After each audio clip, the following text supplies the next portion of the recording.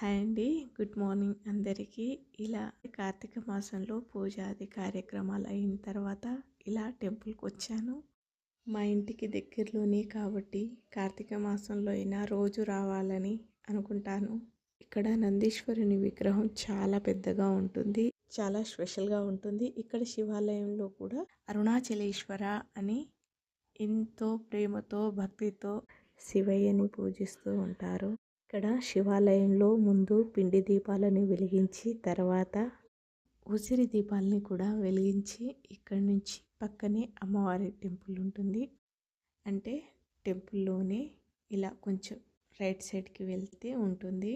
అమ్మవారి దగ్గరికి వెళ్ళి బియ్యం పిండి పసుపుతో అమ్మవారి ముందు కూడా ముగ్గు వేసి దీపం ముట్టించేసి పక్కనే ఇంకా పెద్దమ్మవారి టెంపుల్ ఉంటుంది.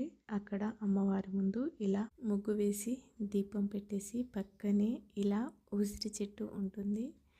అక్కడ కూడా ఇంకా దీపం ముట్టించేసి ఇలా పూజ చేసుకుని పక్కనే ఉన్న శివయ్యకి ఇలా బిల్వపత్రం ఇంకా శంకు పువ్వులు సమర్పించి ఇప్పుడు ముందుకి అంటే కొంచెం ముందుకి సుబ్రహ్మణ్య స్వామి దర్శించుకొని తర్వాత టెంపుల్లోకి వెళ్ళాలి.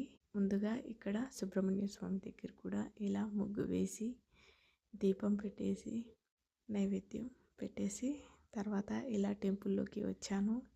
ఇక్కడ శివయ్య ఇంకా సాయిబాబా ఇంకా ఆంజనేయ స్వామి ఉంటారు. ఇక్కడ అర్చన చేయించుకొని కొద్దిసేపు ఇలా గుళ్ళో కూర్చొని ఇంటికి వస్తాను. చాలా మనశ్శాంతిగా అనిపిస్తుంది.